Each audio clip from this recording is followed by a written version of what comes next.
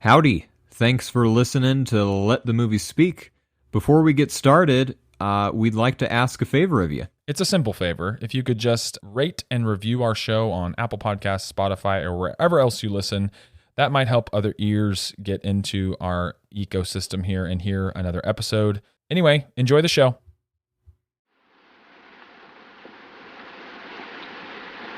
Behold the walls of Jericho. Maybe not as thick as the ones that Joshua blew down with his trumpet, but a lot safer. You see, I have no trumpet. $607,000. That was the price tag of Clark Gable's Oscar in an auction where the winning bidder was some guy named Steven Spielberg. That was one of 5 that a certain film took home in 1934. The other 4, Best Actress, Best Adapted Screenplay, Best Director, and Best Picture.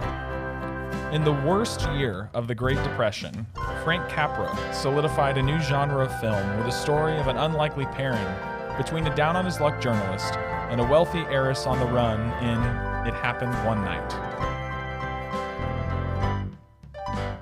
Let the movie speak.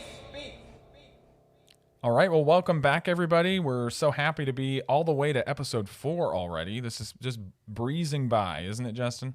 Yeah, I'm overflowing with exuberance.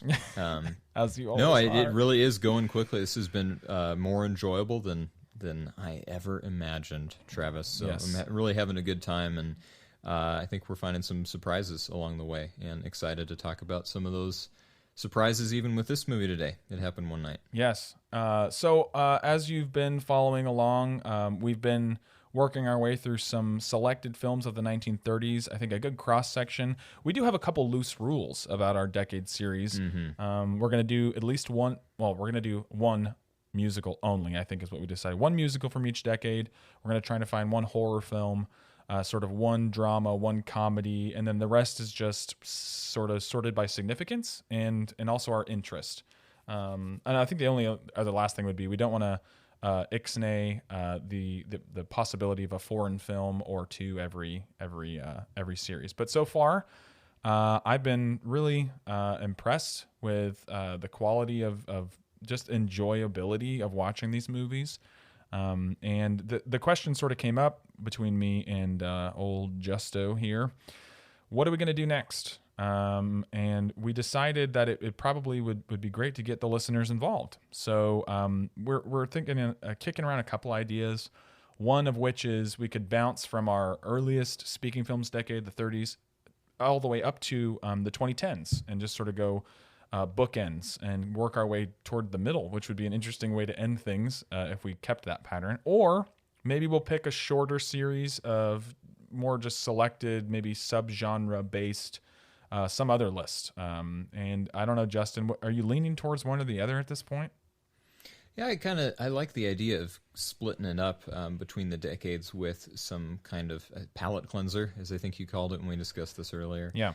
Just a shorter, more narrow focus on a certain subgenre or director or whatever criteria that we want to choose. And frankly, I'd be really stoked to find out at this point if there are actually any listeners and if they even care as much to let us know. That would be it would be cool to find out if there's even one person that's listening. Even one. And yes. Send your carrier pigeons and your telegrams. Those are the only form of communication we have.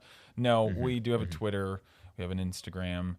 So there are ways to find us. Just look for Let the Movie Speak, and we'll be there. And hopefully you'll be giving us some suggestions because we want the listeners involved going forward, especially today, because this is a fun movie we're about to review, we're about to pick apart. And before we get there, we always like to start with what did we watch this week? Should we get into that, Justin? Let's do it. Let's do it.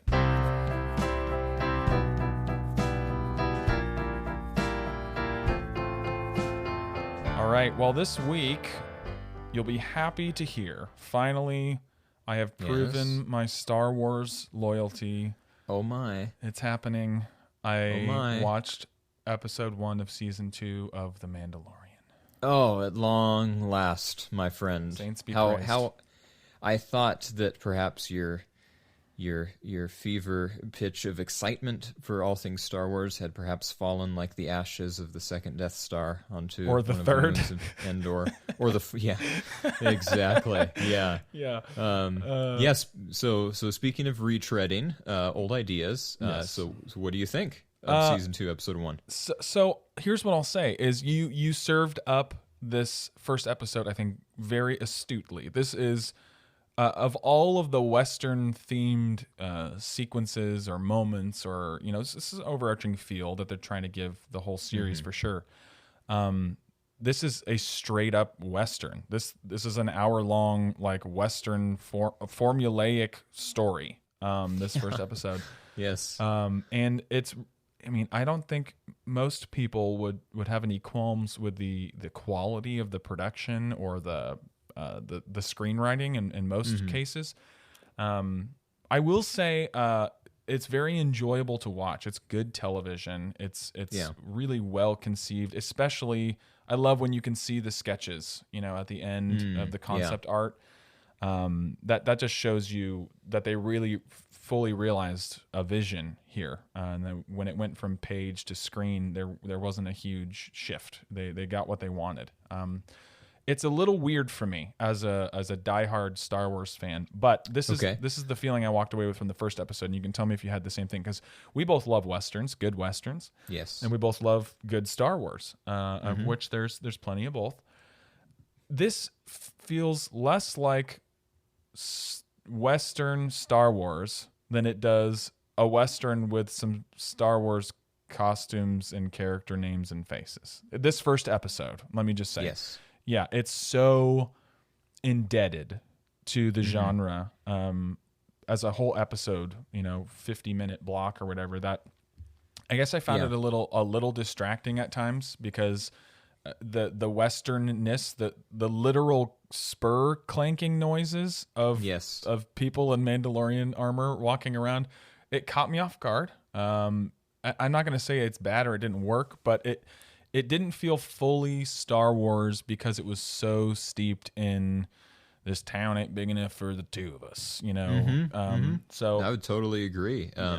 Now, while I don't disagree, I just want to be clear. We are aware that you're talking about when Cobb Vanth is wearing Boba Fett's armor and he comes in, you hear the spur noises, right? Absolutely. Okay, so, and there is precedence for that, right? Because Boba Fett's character, starting in Empire, had the spur sound whenever he walked. Yep. So I think they're just trying to carry that over, but I would agree that overall the hammer is kind of beating you over the head with you're just waiting for John Wayne or Clint Eastwood to kind of show up and settle manners with the sand people and the crate dragon. Timothy Oliphant, no complaints. This is great, but he is kind of Clint Eastwood. You know what I mean? Right. Like, there's not just a character, obviously he's paying homage to, the man with no name, but he even looks like him, like a younger Clint Eastwood. He's got the squinty, smile wrinkles. I don't know. The beard. Yeah, for sure there's precedent, and it wasn't like I was like, what the heck is this garbage? I was more thinking, like, when you hear spurs in Empire, you think, okay, I'm in Star Wars, and hey, there's a little Western nod. Right, because Boba Fett is a bit of a. This is a little more than this is a seizure. Yeah, he's in a saloon and he opens the doors. I don't even remember if they like swing open. I don't remember, but I felt like I felt them swing open. And, well, that was right after he spit into the spittoon. Yeah, there is a spittoon. There's a spittoon in Star Wars. That's just wild. So I will say, like, I love big swings. Like we've talked about Rogue One ad nauseum, and certainly not a perfect film, but the concept is so well conceived. Just a great idea. Far more interesting to watch. That movie feels Star Wars. Oh yeah, that doesn't feel like, kind of like the Marvel approach. Their kind of excuse for turning out the same stuff over and over is, well, no. Captain America Winter Soldier, this is a political thriller. Right. Okay, no, it's not. Having Robert Redford in your movie does not excuse helicarriers or whatever falling out of the sky at the end. For the fifth time or whatever. Yeah. Right, exactly. So so I would agree. I think that's a very astute assessment, that this movie does not feel like Star Wars at its best when it had Western elements. Right. And more like, what if we just did an episode that was like a Sergio Leone movie? and that was just our episode for The Mandalorian. Right. And so, yeah, I totally agree with you. I really enjoyed the episode. No thanks in little part to Timothy Olyphant. Yeah.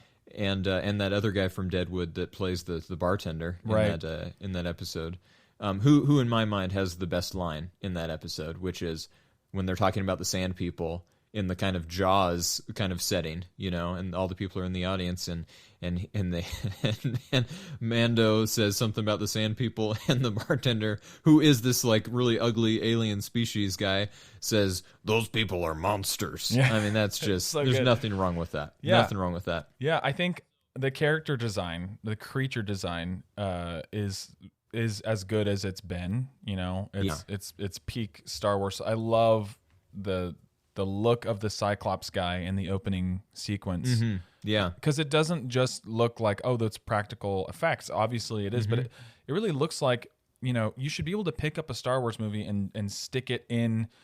A New Hope, original Star Wars era, and it shouldn't look. I mean, obviously, the quality of the footage and all that's going to be a little bit better and whatever. But the creature design, it's the same world, and if things look too new and shiny, a la the prequel trilogy, you just get this awkward dissonance. And this show does a really good job of that, just every time. I would agree. And the only kind of problems I think with this show that are consistent throughout the first season, and maybe we can talk about this as you finish up the second season, either on the show or just between ourselves, is that it feels often not really like there's an overarching plot, even though there is one. I'm not tone deaf to that, but it's less concerned with that overarching plot than with playing to very kind of video game tendencies so like this episode, for example, with the Crate Dragon. It really just all leads up to this essentially big boss battle. Where they fight the Crate Dragon. And I mean, there's some cool sequences and it's fun footage, but to me, it's not really. You can call me out if this sounds too pretentious, but it's just not really filmmaking. It's more like catering to. I get there's probably a lot of crossover with people that love Star Wars and nerd out about it, and people that play video games. I get that, but. I think video games are their own thing, right? And I don't quite understand the desire to want to take something that is from that genre of video games, i.e. a big boss battle, and make that kind of the centerpiece, the third act, the climax, whatever, of your episode of Star Wars. It feels like, it doesn't feel bland necessarily, but maybe vapid, just kind of empty. Like, I know no one's in danger, This isn't a video game where he's going to die.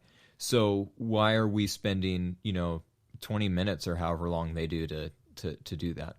Yeah, and I think, it's the first non-animated episodic Star Wars format. Yeah. Is that right? Yeah. I think that's right. And it just really feels that way. The episode is in a lot of ways, other than some kind of thin overarching narrative, is just very, for lack of a better term, episodic. It's not interested in oh, you could re-edit this all into one big long movie and it would just feel like a No, I mean, that's not. It's more anthological because they're finding all these interesting different directors to direct different episodes.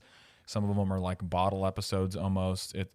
So that's weird to get used to, in the Star Wars world. And especially because the trend of television, like when I was a kid watching reruns of Bonanza and Gunsmoke, although I may have enjoyed those Westerns, or Andy Griffith, whatever, not just Westerns, but these shows that were serialized, they didn't have an overarching plot. There was no Lost wasn't a thing, And so they just felt very disconnected.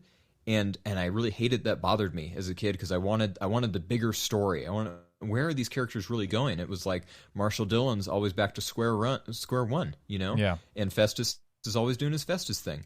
And although that's fine, and that was the kind of model for TV, I thought that maybe we had shifted away from that kind of permanently with the late 90s, early 2000s, whatever. Right. And this show, in some way, and I don't know what Jon Favreau and Dave Filoni are really thinking. I don't know what their big picture is. I don't know if they're just trying stuff out or this is the big vision. But it is really interesting to see this is, to me, several steps back towards that kind of model of storytelling. Yeah. Where plot is secondary to tune in next week for more Mandalorian jetpacks and strange new alien. What will Mando do this time? And so to me, that's not as compelling, unfortunately, overall, and kind of weird, especially this is the first live action Star Wars show, but the other ones that were animated that Dave Filoni was heavily involved in, which I've seen with my kids, I feel like I have to say that, or else they're gonna be like, what is he doing? Cheeto eating weirdo. He's a weirdo, yeah. But there is a more so in Rebels, I'll say, than in Clone Wars. But there is this overarching. The story's going somewhere, and it knows that, and you know that as the audience, and it pays off in a big way. So anyway, I think it comes from maybe our mutual love of Star Wars. I think we want to see it do better. Yeah. we want it to be as Star Wars as possible, and gosh, it appears to be a tall order, even for George Lucas, to try to recreate his original trilogy magic. We're the biggest fans and the harshest critics, and that's the way Star Wars has always been. And we try to do it without being obnoxious, but when a movie and a series is so formative and important in the way you view a whole art form, really, I expect a lot from what comes next. So, what did you watch this week?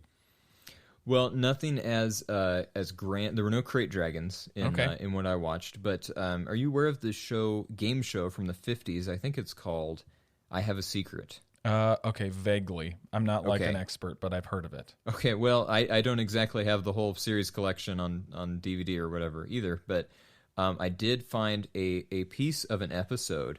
And it's fascinating to me how much TV has kind of changed in this 70 years or so ago from when this was filmed. So anyway, this episode takes place in 1955 or something like that.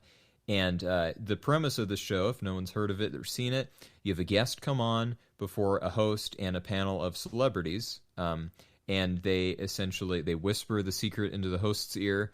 And then the audience has to guess, or not the audience, I'm sorry, the panel of celebrities has to guess, what is this person's secret? And there's a little bit of money at stake. So this 95-year-old man comes in, and he whispers into the host's ear, and what comes up on the screen is that guy's secret, which is, I saw John Wilkes Booth shoot Abraham Lincoln. Oh my gosh, that is unbelievable. Isn't that crazy to I mean, because this is not we think I think of history as being maybe more spread out, less connected, less close to us in the present than it really is. Sure. And so in the 50s, although my grandparents are alive and kicking in that time period, I don't think of survivors of the Civil War or children that existed during that time still being around. And he saw it happen.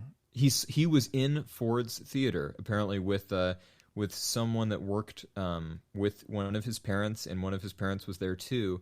And so what he recounted was that I guess he had recently some newspaper reporter, someone had found him and published an article about his story, and he said that he remembered vividly hearing the shot, looking up and seeing Abraham Lincoln fall forward.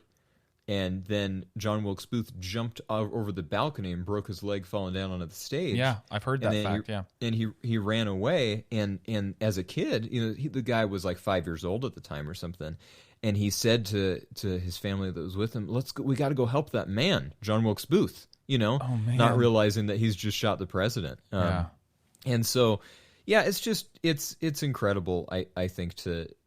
those stories are always around there if you look for them. Those people are still around today. Obviously not people from the Civil War, but people with just as powerful stories, they're still out there.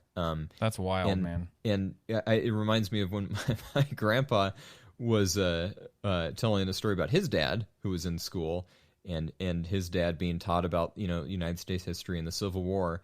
And when they got to a certain year in the Civil War, the teacher closed the book and said, "That's as far as we're going because I was there, and I'll tell you the rest." Wow. So you and I both, I think, are fans of history and things like that. Sure. So that's a real reference, a reverence rather, to the past and to old people like that 95-year-old gentleman that want to come on and share his story on a game show, no less. Yeah, that's a crazy piece of history right there. That's wild. And for another piece of history, shall we transition into 1934's It Happened One Night?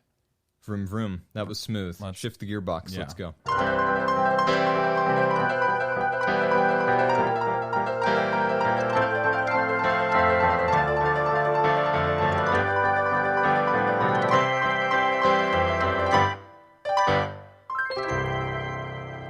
So it's 1934. Frank Capra is a very prolific director at this point. So any background on this film is just sort of a waltz through his filmography. His first film was in 1922, and between that and this, 1, 2, 3, 4, I'm saying 20 plus films between his debut and this. Yeah, Okay. just in He's busy. for sure. 1929, 1930, 1931, and 32 and 33 alone. He did at least 2 movies a year, which I think is a little bit more typical of the era, but certainly a known quantity in Hollywood. But I did find some interesting stuff in my reading. His films, a lot of them, not super well regarded when they came out. It's a Wonderful Life is obviously his, widely regarded as his greatest film, and it was poorly reviewed in 1946 and didn't find acclaim till later. I think It Happened One Night is a little bit different because it had this magnificent Oscar sweep, which has only been accomplished by 2 films since then. A total of 3. The other 2, One Flew Over the Cuckoo's Nest and Silence of the Lambs, just identical films, basically. Yeah, totally. The sequel. Yeah. So Clark Gable, big name. Claudette Colbert, big name back then. Other than those 2, not a lot of money on the table in the casting department, but that was enough back then. Just a good couple leading people to bring people in and sell some tickets. So what's your history with the film? Have you seen it before? No, I honestly don't know, except for the clip where she hails their ride on the road. I don't know that I had ever seen any part of this movie before. And so, yeah, it was brand new to me, and yeah, I was pleasantly surprised. Yeah. Well, I can't say the same for myself this time. I happen to be a performing arts teacher for high school students, and this is part of my curriculum. So one of the reasons I wanted it on the list is because I have an endearing affection for this movie, for just early Frank Capra as a significant, character up and coming as a director. And so I've seen this movie about once a year for the past 4+ years. And I really do like it more and more every time I watch it. There's something to be had in every viewing. I find really nuanced, layered performances more and more the more, every time I watch it. So I have a pretty good appreciation and familiarity with this one.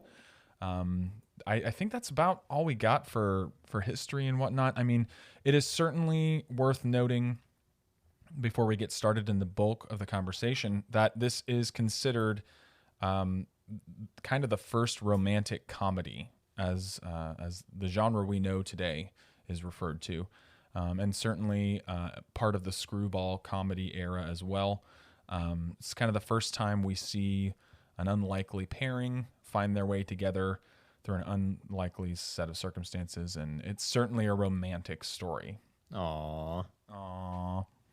So that's the history. That's where I mean, obviously 1934, in the midst of the Great Depression. That's an important historical backdrop for context, and I think we'll probably get back to that in the What's It Saying section. So should we get to What's It Saying?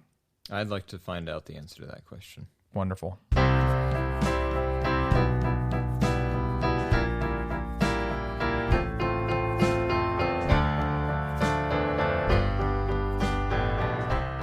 Why don't you start us off, Justin, with What's It Saying? Give a little plot information and your initial thoughts.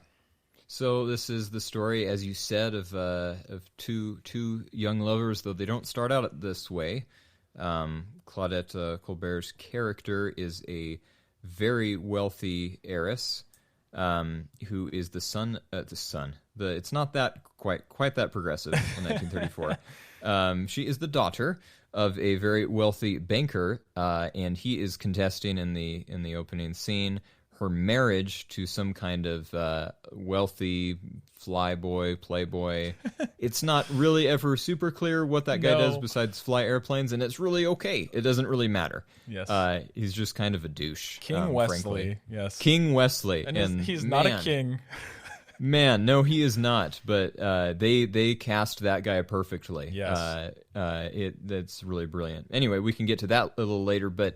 So suffice to say, she says, Daddy, I'm going to marry who I'm going to marry, and she decides to splash into the water off of his private yacht and swim to her love. Yes. And so the rest of the movie is her trying to make it across the country to King Wesley and his collection of aircraft. Mm-hmm. And on the way, though, she is befriended and kind of...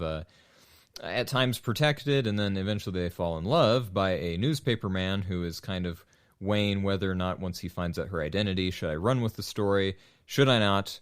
Do I love her? Do I not? And she has similar thoughts about him. And so the resulting misadventures as on their trip across part of our country anyway. Yeah. I think it's really just from Florida to New York, isn't it? Yeah, that's what okay. it seems like. And the title makes no sense if you think about it, because it happens over a series of nights. There's no right. There's no and one. so there's night. a line about that though in early on when after she falls asleep right on his arm on the bus. Mm-hmm. And then they that line, that exact line is in there when they're talking about, what happened last night. Not that either of them spoke like that, but let's give them some more credit. But that's my terrible impression. Yeah, that's beautiful. And that line is thrown in there, and I thought, it's almost like the awkward. Have you seen those movies that are trying really hard to be? Yeah, I know you have, but those movies that are trying really hard to be A-list Oscar material. And they cleverly weave the name of the title into the trailer. Yeah. You know, well, they think it's clever, and it's like, he is the son of the wind. And it's like, okay, I really don't need to watch that movie now. No one needs to watch that movie. And you know, because it's a comedy, I feel like, it doesn't really matter. But I would agree with you. They could have called this movie just about anything. Right. And it would have made more sense than It Happened One Night. Sure. Yeah, I think I love... I mean, this is a really well-constructed story, in my opinion. It's pretty, I think it's like close to 2 hours, but it doesn't really feel it. It kind of zips by. Yeah, it's quick. I like the opening sequence. I do always get to this point, again, this is part of a curriculum that I teach where high schoolers are taken aback by a few things in this movie, which is completely understandable, right? I mean, Such as? Well, a few, right? So the complete lack of people of color is first and foremost. It's like, where are all the black people? Yeah, I think there's one in the movie. One black person is selling hot dogs, and red hot coffee was his dialogue. Yeah. So representation, not checking the box there, but it's 1934, and that wasn't really a thing, unfortunately. So if we go beyond that, male-female dynamics are certainly touched on over and over and over again. But I think most clearly, right in the opening scene, where you have this father who seems to, want what's best for his daughter and maybe be a little controlling, but she's kind of a brat, set up that way on purpose. But that slap. It's a vicious slap. It's vicious. And he slaps her hard. And my students always flinch at that, which thank goodness, because that means they're paying attention. Right. But I do think it is a little dissonant. The father from the opening scene and the father from the last half hour of this movie don't quite fit together in my mind. That moment sticks out as... Totally agree. As, certainly acceptable, unfortunately, for the time. But I love the father in the last 30 minutes of this movie. He's the best. He's great. He's a different character. And one thing, this film does not appear in Roger Ebert, The Great Movies, but I found a great retrospective review on the website, rogerebert.com. And most of the folks who write for rogerebert.com are pretty great. And about that slap, this editorialist, Mikhail Oleszek, he's Polish, and I just butchered that, so forgive me, Polish friends. He writes, the film is by no means a taming vehicle for its heroine. The second Ellie's father slaps her for disobedience, Capra makes it clear both him and his daughter are shocked by the gesture. The immediate regret is as palpable and salient as the tears welling up in Ellie's eyes. That's just, I think, a really early example of something I'm sure we'll touch on multiple times, which is Frank Capra has just a deft touch with humanity and the goodness of people when it is displayed, right? We'll probably get there, but it's easy to draw a comparison between someone like Frank Capra, who's looked at as maybe overly sincere or maybe saccharine at times, and someone like Steven Spielberg, who's been accused of a lot of the same stuff. So there's a lot of ways in which this movie feels like a precursor to Spielberg work, timing and sincerity and the like. But I do think it's interesting. The things that are so time-stamped in this movie, they stick out in ways that, other than that slap and, lack of representation and some male-female dynamic stuff, I wouldn't say that like most folks would be overtly offended by this stuff, but it is pretty apparent, wouldn't you say? Yeah, I would agree. They definitely stick out, and though those are, I think worth talking about those differences. To me, thankfully, they don't overall distract enough, or they aren't so embedded into the DNA of this movie that we can't also enjoy the vast majority or the rest of the movie aside from those things. Sure. So let's talk about the two leads, because they are the bread and butter of this movie. Although the supporting characters are so much fun, I feel like. Oh man, yeah. They're a really great, quirky cast of characters that you can see Coen Brothers a little bit. And some of this. Totally. Yeah.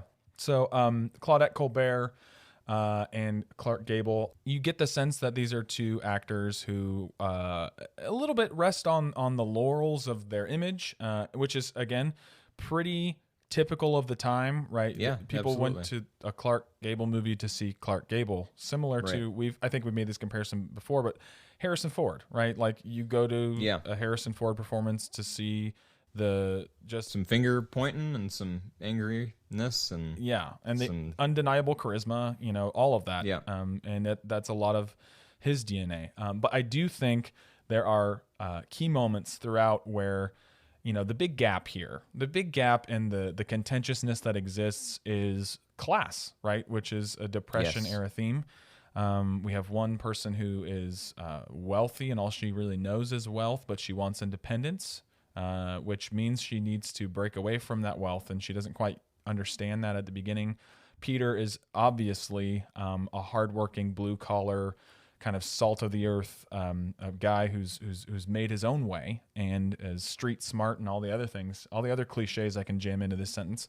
And that friction is what makes for interesting conversations and their romance all the more unlikely. I do find that Peter finding his gentleness when he needs to, and Claudette Colbert. Elaine? Is it Elaine? Did I just forget the name of her character? That'd be pretty stupid. I don't remember. Ellie, close. Like I told you. Jeez. Guy. She finds some, chutzpah. She finds some agency, and both of those things are really fun arcs to watch take place throughout the course of the film. They have really good charisma, even though they didn't like each other. Oh, no kidding. Yeah. In reality. Behind the scenes, intel says that they weren't big fans of each other. Neither of them much wanted to do this movie. It was sort of we owe the studio another film, so this is what we're getting. Okay. All right. In the end, there is a quote of Claudette Colbert getting off the train after coming home from shooting this movie saying, "I just shot the worst film I've ever made." And then won an Oscar for it. Yep. So that worked out okay. Yeah. So what do you have to say about the chemistry and the character relationship between the two principal leads? Yeah, it's great. What I love about this movie is how non-1930s movie star their performances are overall. I mean, Clark Gable is still Clark Gable, and the same for Miss Colbert. But they are able, in a way, I think, to have very, very fresh feeling, even though this movie is almost 100 years old. Some of the dialogue just feels very natural. It feels not really too dissimilar to what we would expect from dialogue today. And you know, even in this is less about charisma and more about dialogue. But so there's that scene where the bus driver is complaining about Peter putting up a bag or taking a seat or something. Yeah, that guy. That's yeah. good. That guy's- yeah. he's so great. And so to the credit of the screenwriters and to Clark Gable's performance and everyone involved with that, they make plenty good fun out of those kind of, you know, just kind of numbskull responses to things, where this bus driver just keeps repeating, "Oh yeah," and Peter's like, "Yeah, dude. I don't know what you." So there's no. It's defying the kind of. And I think this lasted for another 30 or 40 years. And although it doesn't have the same words today, it's still in cinema today. It's like, hey, if you challenge my masculinity, I'm just going to deck you out right here. That's you right. know? Yep. And that's what that movie is subverting. It's showing that being a man is not punching the bus driver because he went, "Oh yeah, are you a chicken?" Yeah. You know, there's none of this Marty McFly and Biff kind of stuff.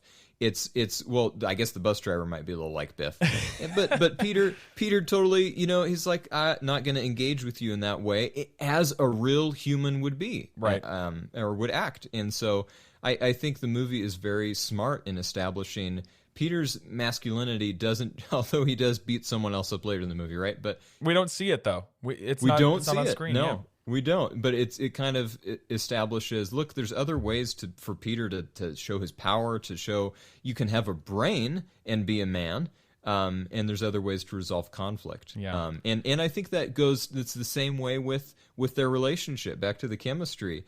Neither one of them wins the other over by some overt kind of sexual gesture or, you know, some kind of really prototypical, like to the point of being, I don't want to say toxic, but right, you know, just the very summit of her femininity or of his masculinity. That's not really. They just kind of jive with each other, and they always do from the beginning. But it takes them, of course, because it's a movie. It takes them a little while to figure that out, Travis. It takes one night. Wait, no, a few nights. Oh, it happened over the course of several weeks. Several weeks, Yeah. yes. I think all the supporting characters have something interesting to offer. I love Absolutely that exchange with the bus driver, you know, sort of challenging him, but just with ultimate stupidity, as you mentioned. The bus driver later on, during the singing scene, which we'll get to, he's just like, he does so much with no dialogue. You know, he's steering the bus, and he's just like looks all jolly and happy, and he's doing a lot of interesting reacting that I'm not sure is in the script. He just takes the bull by the horns. But we'd be remiss if we didn't mention Oscar Shapley. Oh boy, Mr. Shapley, the ultimate slime ball. And just you know, you talked about that exchange back and forth.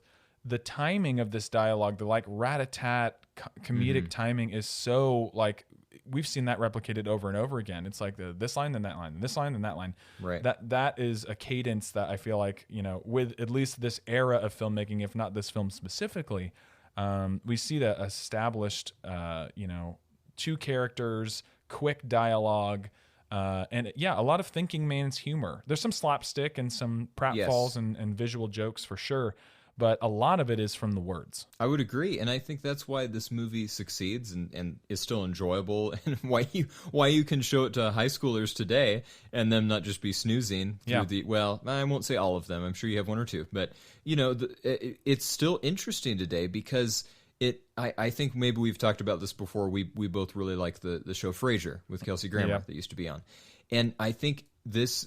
Their approach, both of the people involved in that show and in this movie, their approach to comedy is the same, in that comedy to them is not one thing. Right. It's not no. It's just if we're very highbrow and if we just say the right words, and they can be a little pretentious and you know that's the joke on Frasier. Yeah, exactly.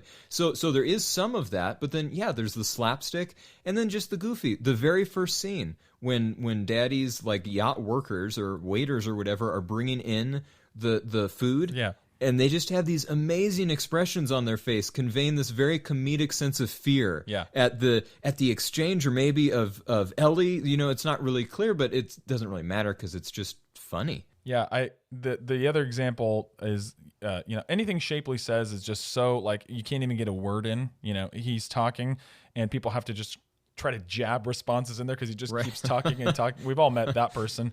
Yeah. Yeah, and I think the perfect example of that timing that we see in the verbal comedy comes from Peter's exchange with her father near the end of the film.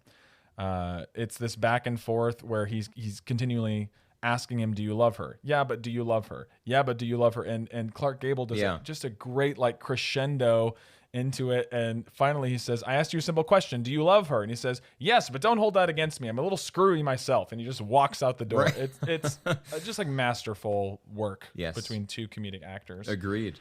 And to your point about some of these other side characters being so wildly entertaining, I think my favorite guy was the guy that they pick up hitchhiking, and maybe we can talk about that scene too. Oh my gosh, that after guy's this. amazing. Yeah. And he sings everything. He's People like in one of my family love. members. Yeah. You know, I'm accused of this by my wife and our own household of just singing about everything. And maybe that's why he resonates with me. But that guy his presence is as big as that car he's driving. I mean, he controls everything. Even his facial expression when Clark Gable kind of tells him, you know, hey, that's can we pipe it down? That's enough. You know, he's like, oh, Mr. Sensitive, you know? Yeah. And then that guy turns out to be a thief. Yes. It's just great. Yeah. There's nothing not to like about that character. Yeah, and he gets his butt handed to him off screen somehow. Yeah. And Peter ties him up to a tree, supposedly. Yeah, and I love that. That's a great show tell don't show moment. Like that is way funnier because he says it than if we see him do it. You know, Absolutely. a million times. So we see their relationship progressing. I think one of the main themes of this movie that gets brought up, the historicity of this is. This was a relatively scandalous movie when it came out, as far as the relationship dynamic between the two and some of the things that are depicted here, which we look at now and we're like, really? Okay. But the walls of Jericho metaphor and that whole sequence. Well, and, I get, certainly from our perspective today, I think most people, if you said there was anything scandalous from this movie, they would be like, are you a Puritan? Right. Like, what was your problem? Did you grow up in an Amish community? Little do they know, we're both thoroughly Amish. Well, yeah, with our podcasts. Join us for our next podcast, Barn Raising on Grandpa Jehoshaphat's farm. I'm speaking into a wooden cone. But I think, honestly, if you're honest with yourself, yes, we do live in this super sexualized kind of that's our culture now, right? Sure. Good, bad, or indifferent. That's what it is, guys. Pornography is everywhere. I'm not saying this because I'm part of the Amish community. I'm just like that wasn't a thing in 1934, sure, right? And certainly it wasn't as overt. So for this movie to show things like the way both of those characters undress, I mean, if you just imagine yourself in that room with those two characters in that first night when they're in their cabin together, and you can tell Ellie doesn't want to go in there. She's like, what in the world? She knows what that's leading to, right? And or what she expects it will lead to.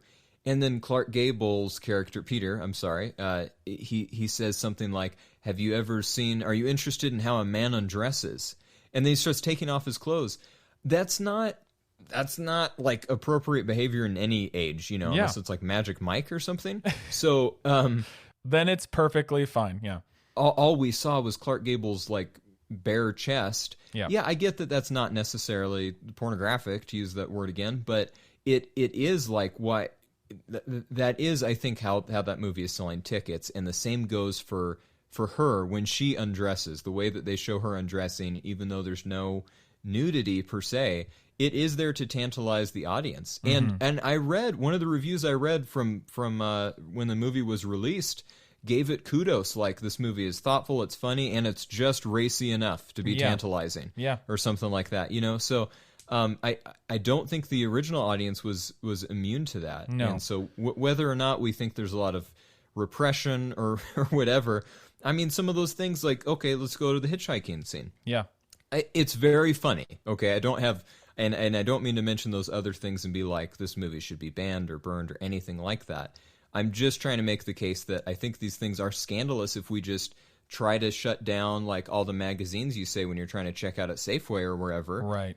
Pretend like that's not your life every day. Put yourself in 1934 America and having Claudette Colbert raise up her skirt high enough that you can see like part of her thigh. That's not common. That's just not what people did in 1934 to get attention. But that's what she does to Hale LaCar, and it is humorous. And I mean, I've seen people go as far as reading into that scene, and I don't think it's necessarily, a bad reading. That, what is he doing, right? He's out there sticking his thumb out as a gesture to try to, which is a totally common hitchhiking maneuver, and just part of his quirky character, right? He's always in a very pre-Seinfeldian way, right? He's always sort of rattling on about everyday stuff, hitchhiking, dunking a donut, carrots are the best thing in the world for you, all that kind of stuff. Yeah. But I mean, there is some precedent to read that as like, okay, a pseudo phallic gesture or whatever is not sufficient, and then she brings her sultriness, her womanhood, whatever. And, first of all, the physical, like visual gag of that scene is its own genius, right? Like he gets out there and he starts trying to hail a car to pick them up. And it's like one car,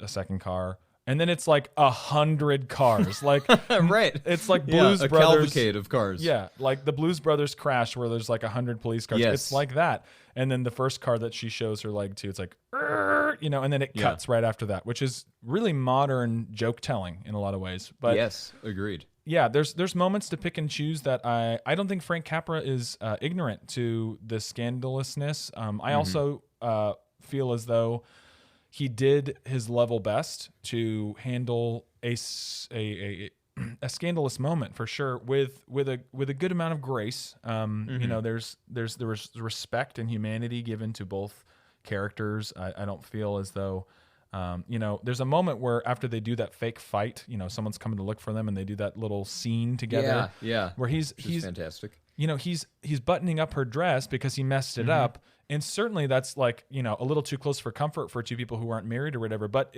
even that little gesture is like, he's not ogling her. He's not taking advantage of her in any way. There's an interesting balance that he plays, I feel like. Absolutely. With all that and material. I think that kind of balance comes to its apex, if you will, when they're spending their night on the hay. Yeah. And they go in for the kiss, and there's the close up, and I just thought it was a sure thing, and they don't do it. Right. And I thought, oh, that's so genius, because we don't do that even today in a lot of this kind of storytelling, Yeah. Because do they ever kiss, actually? No, they never kiss. That's it's brilliant. It's a unique thing about this film. The two principal leads who fall in love, you never see them kiss. And that's kind of brilliant to me. Yeah. Again, not just because Methuselah of the Amish committee said so, but because you just don't. It's not really needed. Yeah. It's higher hanging fruit to grasp for to tell the story and make their love, their romantic arc believable, and really to make it more about two people growing into a relationship with each other because of their circumstances, not because of some sort of forced screenwriter's hand or something like that. It's really well done. This is an enjoyable movie. I told you before you watched it, I think this is a movie you can watch with your kids. Like, even those moments that are on the scandalous side, if you're an adult looking at them with adults' eyes, it's really, it's a fun movie. If I can get high schoolers to watch it every year, most people I think would have an enjoyable time. We've touched on the principal leads. We've touched on a couple of the supporting characters. Again, let's just, before we move into our final thoughts here, I love the last act of this movie altogether. The way things come together, the way it teases you, with like a will they, won't they get together thing. Just a farcical, series of events, right? Like they are both falling for each other, but she thinks he's gone. So she goes back to King Wesley. They're going to get married again because really it's just a misunderstanding more than anything else. Yeah. And then Peter's, honorable turn. Not that he's ever been, a deeply dishonorable character, but he goes to the father. They have that great exchange. But before that, he asks for his money back, but not the reward. just the 30, is it 37.90, 36? I can't remember the exact amount. Something like $30 and something. It's $30-something. That's all he wants back, you know? And I think it speaks to his genuineness as a person, but also he's petty. You know what I mean? He's totally petty, and he doesn't know how to process that affection. And so this is his way of saying, I'm going to get my money back. And it has nothing to do with the money. It has to do with the principle of the thing. And really, you don't know. Maybe he's just going to get that check so he can see her one more time. Yeah, it could be. And, you know, speaking of money, there's that scene again when they're on the bus and before the bus driver crashes, because everyone's singing.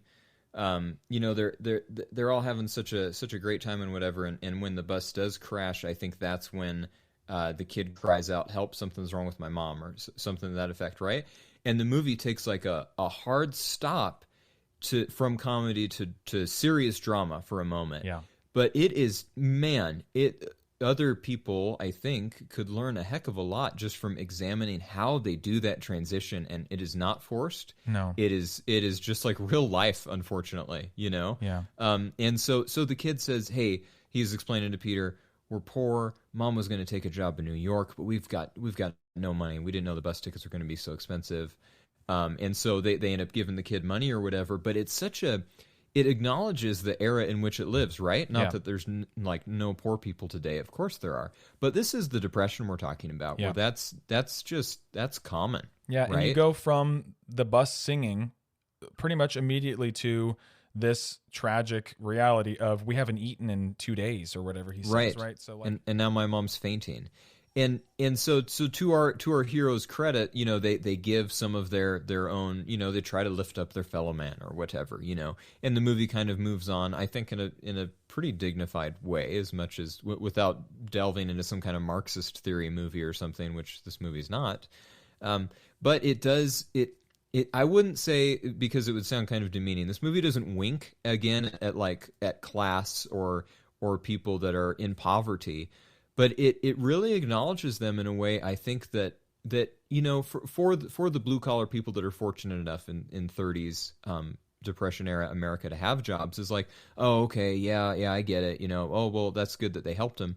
But how many more ticket goers, you know, assuming that they even had enough quarters or whatever for a matinee, might have sat there and gone like, ooh, that hits, yeah, you just took me out of this movie and reminded me of my own reality, you know? Yeah.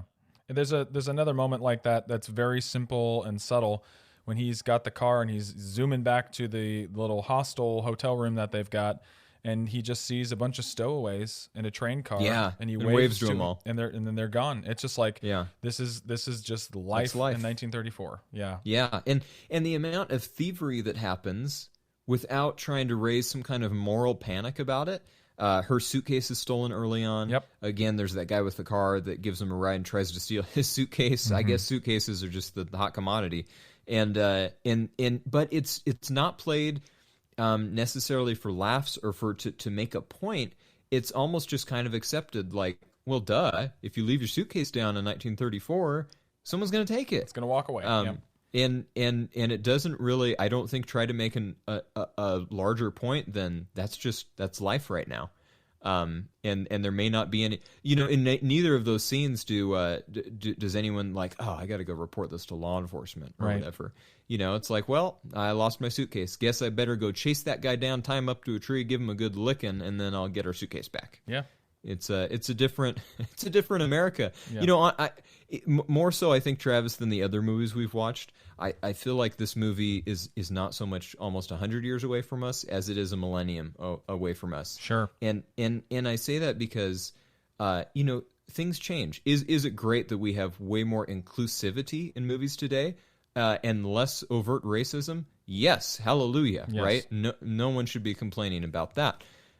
However, for the sect or the whatever, the graph, the whatever poor word I'm trying to fit in here to describe the swath of America that's pictured, there is a real sense of community. Let's go back to the bus scene again. Everyone just breaks out into song. Everyone's just stuck on this bus together. No one's got an iPad and a laptop or whatever. And there's just a couple dudes in the back with some instruments, and they start playing, And then other people on the bus are like, hey, let me sing along. And I get it. It's a movie, okay? Sure. I understand in 1934, not every single bus had two guys with guitars, and everyone else was like, I'll take the third verse of that one, you know? That's not reality. But I think suffice to say, just because that doesn't happen on every bus or in every kind of occasion where people are forced together right. For a certain period of time, I think that it was just a more common thing. Just like, hey, because I can't share with you this funny video of cats from YouTube, I'm going to share music with you. Right. This is what I've got. I mean, what else are we going to do on this bus right now? And as everyone comes together to kind of sing and enjoy this song, you get this sense of like, wow, these people, they really are in it together. And I think that's what helps sells the Peter and Ellie giving that poor kid the $10 or whatever. Yeah, it serves it up really well. You know, it's like one of those moments doesn't affect nearly as much without the other. The bus singing, if it just cut to the next plot point, it would be like, well, that was a weird diversion, kind of nice. Yeah, but I'm not sure what it means. But I think the fact that they're contrasted against each other is what really makes it. Capra's, again, deft hand as a director. Like the transition is there. The two sides of the coin are there. And as an interesting side note, hey, let me sing that third verse. That's Frank Capra. I found that out. Oh, is it really? Yeah, he's the guy singing the third verse great. of The Man on the Flying Trapeze. And he brings it. All of them can sing, man. I mean, like Yeah. musical literacy. I don't want to be like an old man yelling at a cloud, a la Simpsons reference, but musical literacy is like just off the charts back then, right? Everybody just could sing and read music and harmonize. And Gosh, and the harmonies they do, Travis. Yeah. I mean, I know that you also teach music. Those are not the harmonies that we find today, largely. just for people in public singing, buskers or whatever. They're singing like true trio, beautiful barbershop level like stuff before they get into the other song. It's really something. Yeah. So I think that's a really good feel for the film overall. I think it's about time we circle the night buses and give our final thoughts. What do you say? I say, roll out, night buses.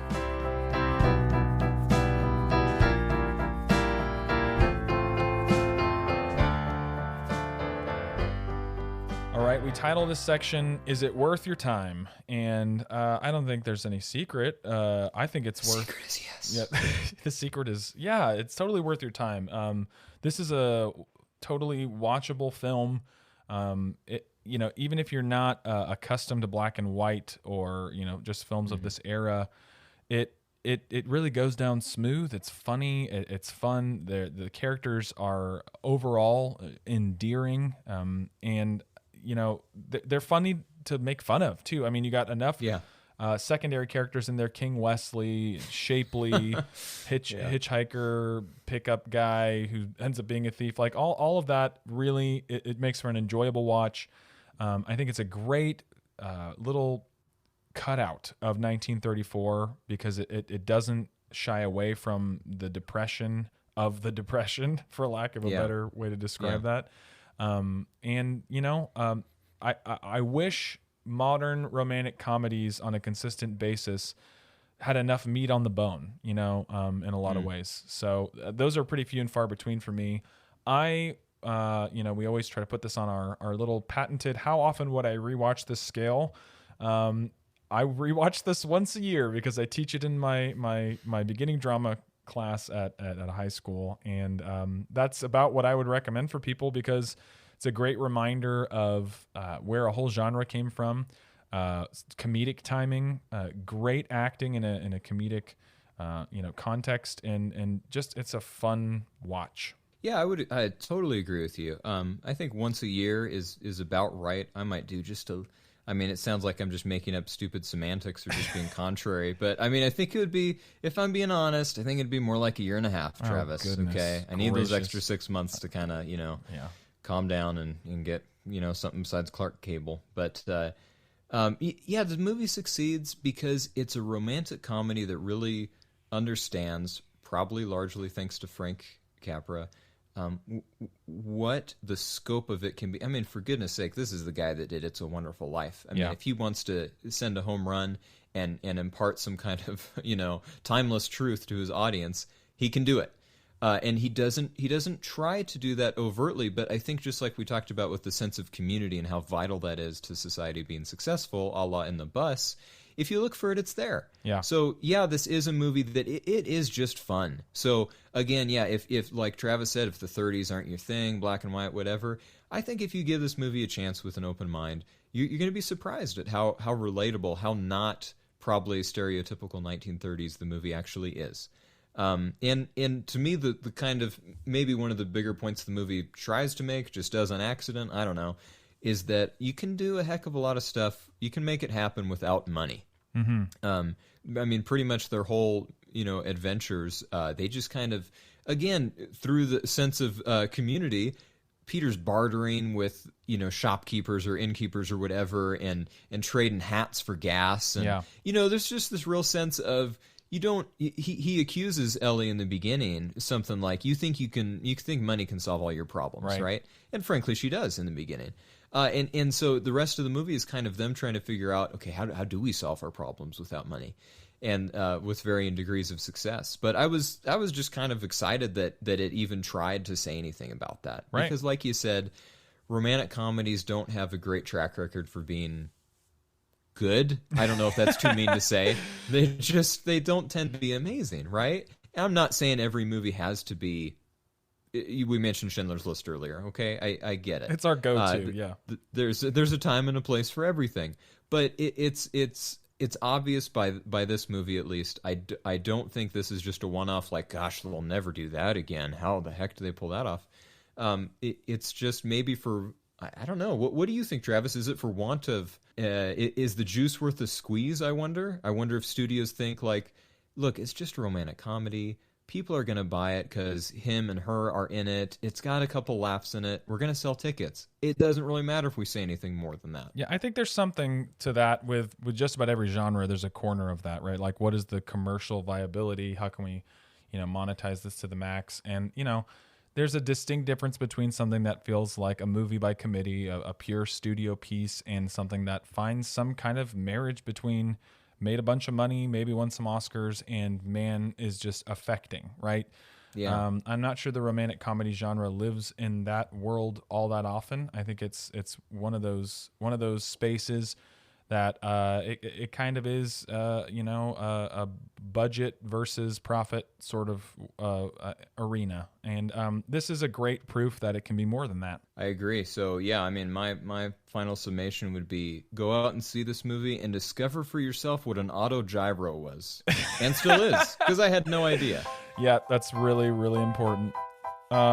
This was a great conversation. I'm glad you were able to see this for the first time, and me for the I don't know how many time, but I enjoyed it just as much this time as the first. And it sounds like you had a good time too. I did. Thank you for your recommendation, and thanks for listening, everybody. We're looking forward to what are we doing next time? Next week is The Thin Man from 1934.